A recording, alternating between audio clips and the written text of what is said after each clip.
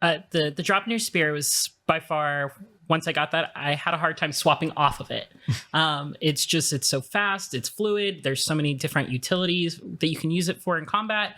It's just great. And that moment was so just amazing. Like I literally wept, like openly wept at that moment because it was just so powerful. Kratos opening up to somebody else other than Atreus or Faye, and was just very powerful. Like, what was that like, kind of like giving Kratos that moment to open up to somebody else? How did that kind of come about?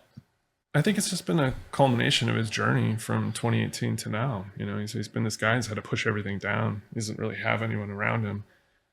And the Faye kind of started to bring that out of him. And then Atreus really cracked the shell at the end of 2018. Kratos lets the bandages go, an amazing moment. And he talks to him and he tells him the story of his namesake, and why he wanted to name him that. And you start to see that Kratos thinks about these things. He's not just this one-dimensional character. And for me, he's always been that way. Even go back, before God of War 1, he's a husband. Yep.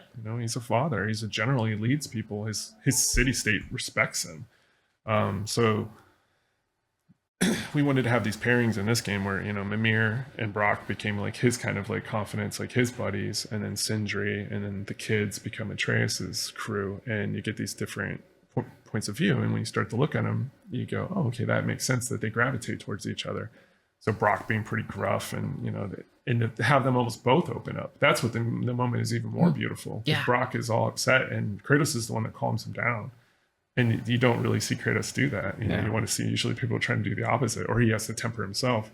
So I think it was just one of those moments in the writer's room where you're sitting there and you're thinking about it. You're like, okay, we got to make this weapon, and how are we going to do that? And that was one of the very few scenes that I did any writing on. I trust the writers, but there was the way that thing was crafted, all the elements, seeing the visuals, the blood, all those pieces I really wanted. So I wrote structurally. I didn't write a lot of the lines, but structurally how that scene was going to go.